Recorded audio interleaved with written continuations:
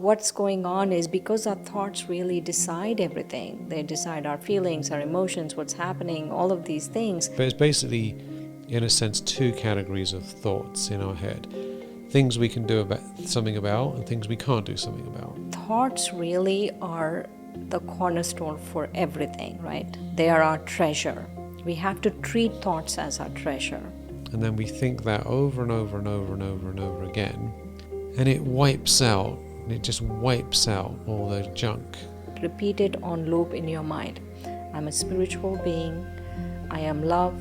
I am light. I'm eternal. So welcome everybody. Welcome to this beautiful session on how to overcome feeling stuck. If you're feeling stuck in a rut, stuck in the patterns, doing the same thing over and over again, not sure how to get out of it.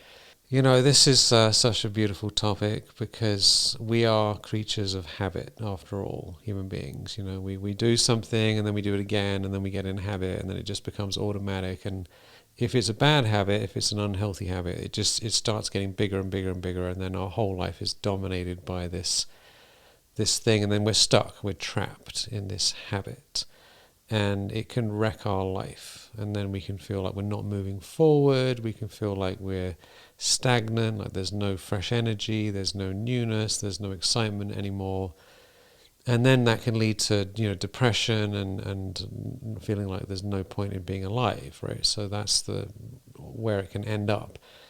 So we really need to address this directly and turn it around. So, because life is supposed to be fun and exciting and new and curious and wonderful, isn't it? So for those of you who don't know us, my name is Michael McIntosh and I'm here with Sister Shireen, and we are both spiritual teachers. We've been in spiritual knowledge and practice for between us 55 years and it's our great joy to connect with you about all these different topics. And also, if you don't know, we have a website with a lot of free courses and meditations, so you can check that out in the description. So, with that said, Shireen, what do we need to know about getting unstuck? Should we start with a short meditation? Why not? That's probably the best place to get unstuck, isn't it? Right. Right. And actually, this is a good tip, is whenever you feel you're stuck, just do a very short meditation. Yeah, because people often think, oh, I can't do a short meditation, I need to do a long meditation, and then they don't do any meditation for 6 months. Right. So. Right. Okay, it's short meditation. Breathe in gently and breathe out smoothly.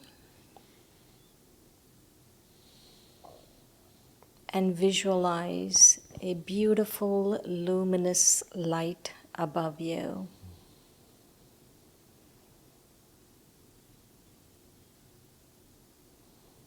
And the rays of the light are shining upon you.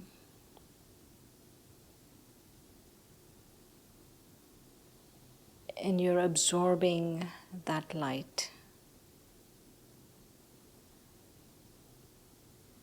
While breathing in gently and breathing out smoothly.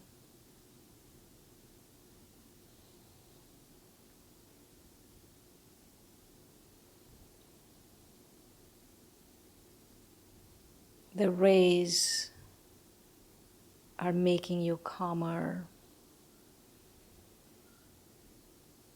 and your mind clearer. And you're getting into a deep state of relaxation.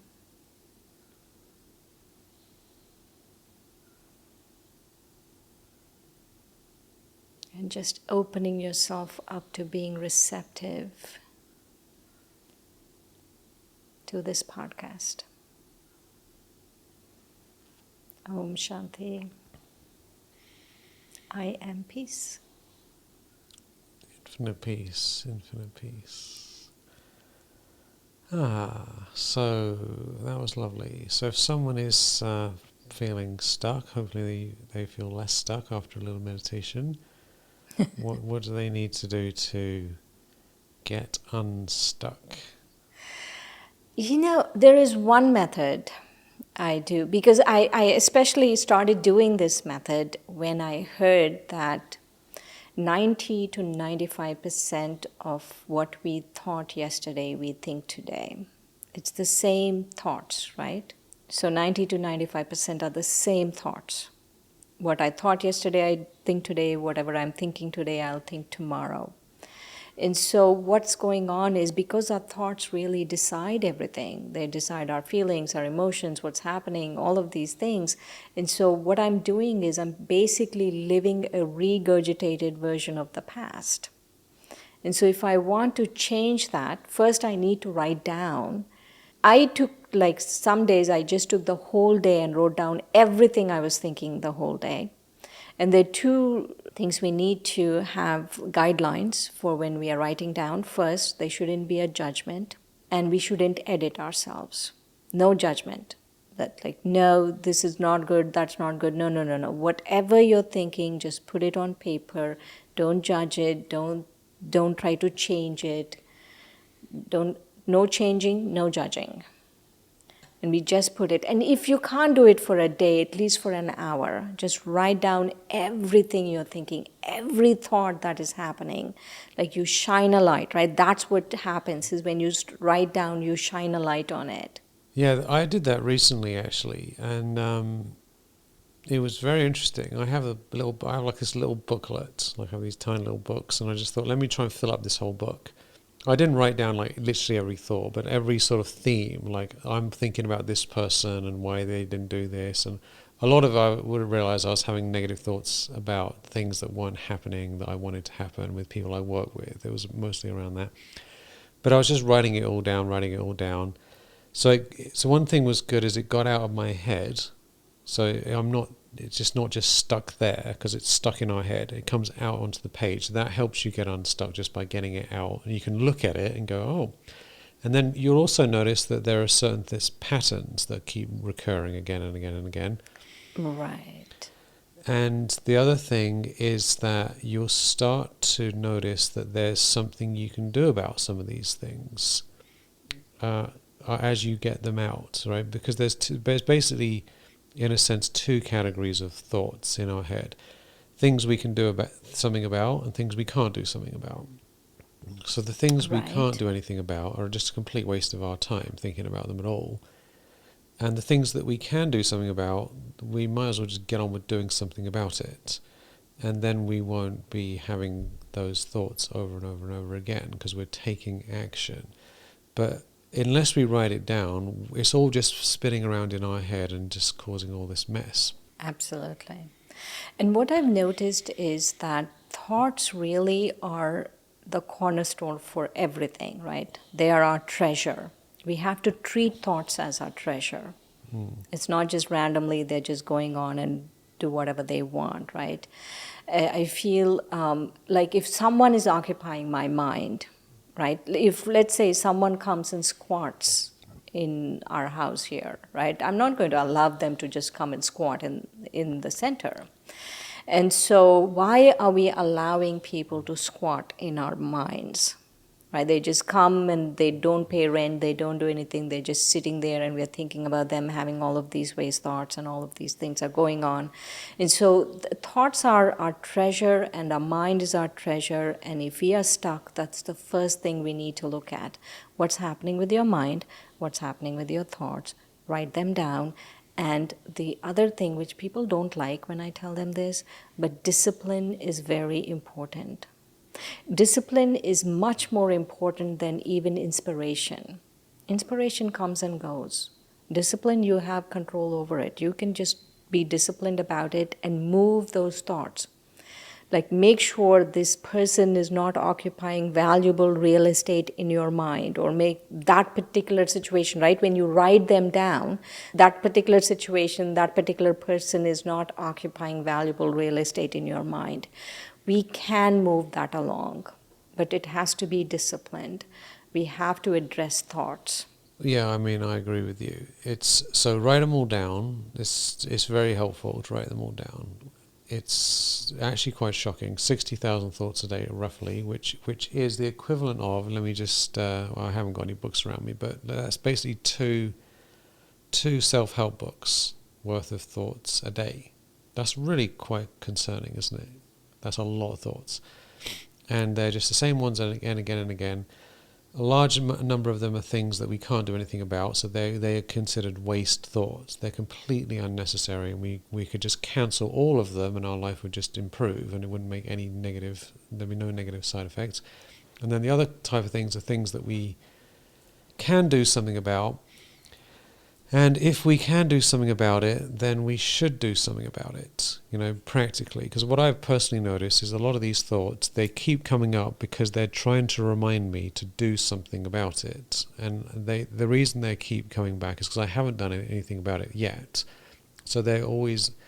But once, like, for example, I had all these thoughts about my team. So what I did, I grabbed my phone, and I just left people a bunch of messages and said, look, this has to change, this has to happen, blah, blah, blah, blah, blah, blah, blah. I just had a bunch of messages, and then I don't need to think about it anymore, right? Because it's out of my head.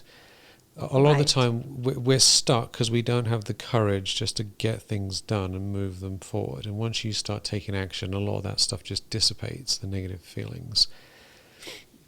But coming back to your point about getting rid of thoughts, not having junk in the mind, how do you get rid of negative thoughts out of your head? Because a lot of people think, this is a very deep topic, a lot of people think that they can't get rid of negative thoughts, they have to put up with them. So how do you move them out? We have five different kinds of thoughts, right? They are these negative thinking, then they are useless thinking, useless thoughts, and then we have positive thoughts. We have like necessary thoughts, positive thoughts, all of that. And people think positive thoughts is the highest, right? Oh, now if I think positive all of the time, then I won't be stuck. But actually that's not true. Positive thoughts are not the highest, because higher than positive thoughts are eternal thoughts, which thoughts based on eternal concepts. Like I'm a soul, right? Soul is eternal. Supreme Soul is eternal. So there are some things which are eternal. And so what happens is when the soul starts reflecting on eternal thoughts, then you get unstuck really quickly, really fast. So bypass the positive thoughts and just start thinking about eternal things. Even a simple thing, right? A simple thing, and you keep it on loop, right? Repeat it on loop in your mind. I'm a spiritual being. I am love. I am light. I am eternal. I'm a spiritual being. I am love. I am light. I am eternal. I'm a spiritual being. I belong to the Supreme Being. Supreme Being is the ocean of love, and I'm love. So whatever it is, like mix it up, right? And I always have a go-to stock in the morning.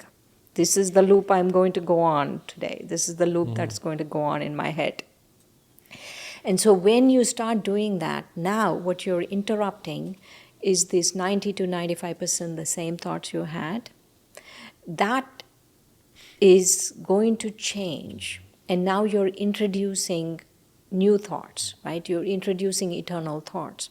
And the beauty with eternal thoughts is if you have the same 90 to 95% eternal thoughts every day, you will have bliss and freedom and beauty and wonder and magic and all of that in your life, right? It's not the same as having the same useless thoughts in your day, right? If you have 90 to 95% the same useless thoughts you had yesterday, then it's the same, today's a regurgitated version of yesterday.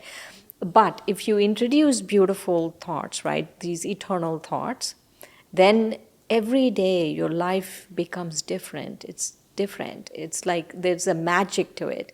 It's not that physically magic is happening. That could also happen. But mentally you feel different. You feel inspired. But there has to be discipline. People always talk about inspiration. But more than inspiration, we need discipline to feel unstuck. If you want to get unstuck, you need to be disciplined. That's right. Disciplined in creating your own thoughts on purpose. Because if you create your own thoughts, then you override the negative thoughts. And the way to do that is to choose powerful thoughts and think them again and again and again and again on purpose. What we call conscious thinking. Because there's unconscious thinking, which just like appears by itself. This is random nonsense. And then there's conscious thinking, where we're saying, let me think infinite peace and infinite love, infinite peace, infinite bliss, infinite love. and you start feeling better right away, because this is going on again and again and again and again and again. And actually, I have a book that I wrote about this, which you can get a free copy of. It's called Change Your Thoughts, Change Your Life, and it was originally called Divine Affirmation Mantras, because basically we need to, what exactly are these thoughts we want to have in our head? And we need to choose a mantra. When we say mantra, we're not saying like ram, ram, ram, or anything like that. We're saying like particular powerful thoughts, like infinite, I'm an eternal soul. I am an eternal soul full of love and joy, right? The sort of thing Shireen was just talking about. So something based on eternal concepts, eternal truth, and then something that also touches our heart, so we feel good about it. And then we think that over and over and over and over and over again. And it just wipes out all the junk. Because we can't have powerful thoughts going while we're simultaneously having negative thoughts. Once we start getting in the zone, it kind of cleans everything out. So I recommend you get that book in the description. There's a link to it.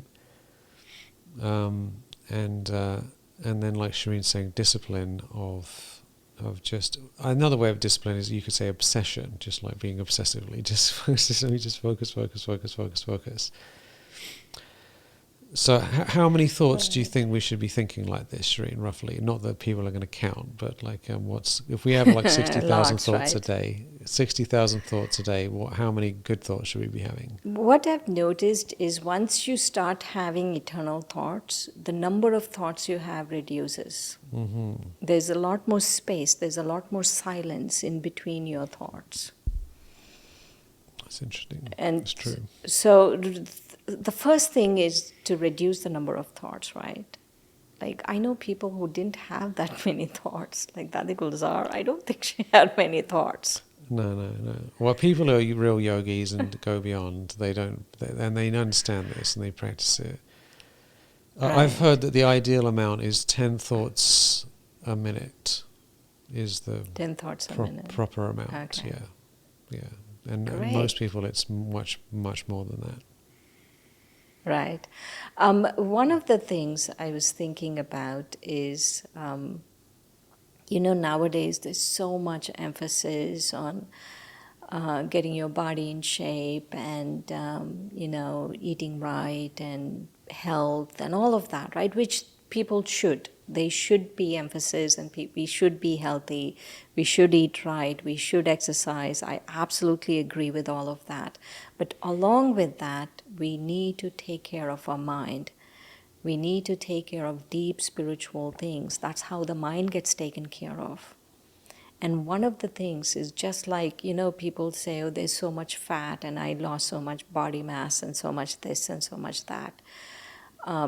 Fat and I replaced it with so much muscle mass. I feel that one of the things we should do is look at our thoughts and replace thoughts. This should be on our list of things we do every day.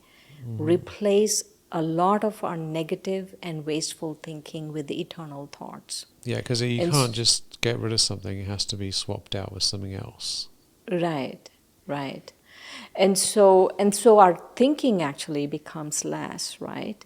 And what I've noticed is, like, to feel unstuck, you need to enjoy the everyday things in life you're doing. Like everyday things, right? Like getting up, meditating, cooking, talking to people, being, I'm talking to people, being there for people. I have to enjoy that everyday things in my life. And the way to enjoy everyday things in my life is to introduce eternal thinking while I'm talking to people.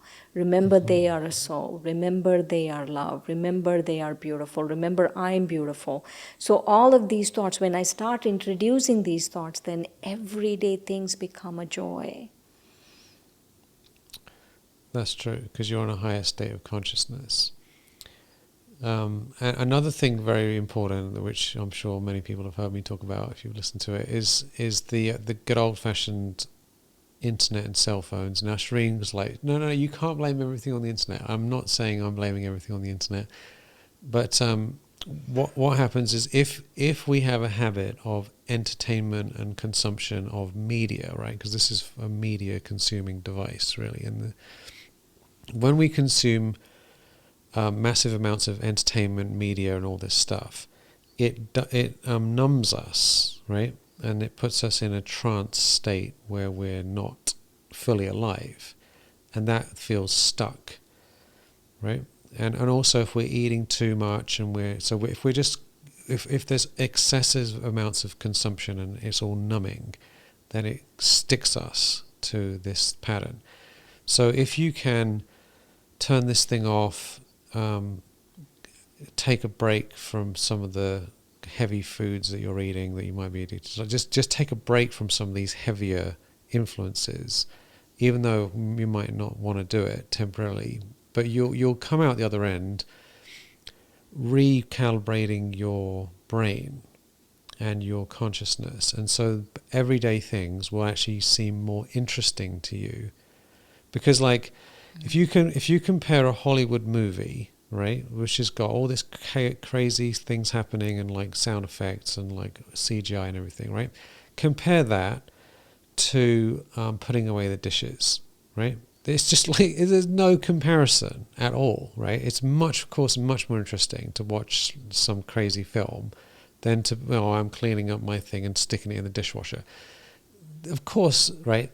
But if we stop watching that stuff and we stop having intense foods and like loads of caffeine and what if you're drinking and all this stuff, if you cut that back a bit, then something as simple as like drinking water is fun, right? Recently I had a fast because I wasn't feeling well for it. I had a nausea, so I stopped eating for like 2 days pretty much, and I got some fizzy water with a bit of lemon, and I thought, oh my God, this is the best thing ever. I'm so happy about my lemon. This is lemon, and it's fizzy, and it's great, and I was so happy about it, right? Normally, I wouldn't even think at all about water, but water with a bit of lemon was like the best thing in the world, because I'd shifted my focus and got unstuck from that pattern. So if you cut things out temporarily, it will help you get unstuck physically and mentally. You might even want to try a water fast or a little fast for a day as another method that kind of resets the brain and the body, if you can handle it. Right. One of the things I was thinking about was, this Buddhist saying, right? Chop wood, carry water. And then they have enlightenment. And then after enlightenment, there's chop wood, carry water. But there is a difference, though, right? Before enlightenment, you're chopping wood and carrying water, and it's a burden, and it's like a chore, and all of those things. And after enlightenment, and I really feel enlightenment is this. Enlightenment is you are a soul, you belong to the Supreme Soul. All of that is enlightenment. And your thoughts change. Because enlightenment changes your thoughts, your awareness, your consciousness, everything changes with enlightenment. And so when your awareness changes and your consciousness changes and your thoughts change, then you do chop wood, carry water after enlightenment, but it's in a totally different feeling. So there's no stuck. Here you're stuck. Before enlightenment, you're stuck. After enlightenment, there is no stuck. Yeah, you enjoy everything. It's fresh and new. Right.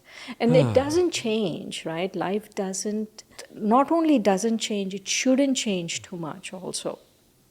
Our lives should really be simple lives that are rich with meaning. because high octane lives, I have met a lot of people who have high octane lives and they're all depressed. Because life is not meant to be lived like that. Like think of the last 1,000, 2,000 years, right? 2,000 years. In the last 15, 20, 30 years, how high octane lives some have. Some of the lives have become so high octane. And it's not sustainable that way. Life is not meant to be lived like that. And I think everyone will come to that conclusion. Life is not meant to be lived like that. And so it's not like, oh, I'm stuck, so I'm stuck because I don't have a high octane life. That's not true. I'm stuck because my thoughts are the same thoughts. My consciousness is the same consciousness from yesterday. I need to infuse it with eternal concepts. Yay. Yeah, it's the little things in life. And if we have too much stimulation, too much intense stuff, too much, it actually makes us, ironically, depressed. That's the strange irony of the modern world, is that we get everything we could possibly want in massive amounts, right? All the entertainment, all the consumption, all the, if you want to get drugs and alcohol, whatever, you can get them easily. Everything you want in massive amounts right now, which should make us happy and joyful and blissful because it's so much pleasure. And the actual result of it is so many people are depressed and stuck. So it doesn't work. So what we need to do is remove that excessive way of living, have powerful thoughts, eternal thoughts, write down what we're thinking, clear stuff out of our head, and go about our life from a higher consciousness and enjoy the little things, because once you're in a higher space and you're not addicted to all these things, then something like drinking a cup of tea is such a fun thing to do. I'm having tea, look, I've got my cup of tea and this is great and I love my tea, and it's a simple thing, but I'm happy about it, right? Rather than, why I need to binge watch another series on Netflix or something, So this is very, very deep thing. So Shireen, any final thoughts? Now, that was beautiful. I will not take the tea, but everything else is good. She doesn't drink any caffeine. She's such an extremist, Shireen. But I appreciate that. I find I don't need it that much, but I do prefer my life with a bit of caffeine, I have to say. It's one of my little pleasures in life. But you have to figure it out for yourself, each to their own. Yes. So blessing? Blessings? Yes. All right, I'll pick something. Discipline. Look at that. Isn't that It just came up to discipline. There it is. Congratulations on committing to the highest form of discipline, living your values. You have faced adversity bravely and embraced resilience, earning self-respect. You are a beacon of tenacity, radiating courage in these difficult times. So thank you for your wonderful presence. Download the book, Change Your Thoughts, Change Your Life, to get unstuck. And check out the next video related to this topic that you can get after this one. And we look forward to connecting with you next time. Lots of love and many blessings.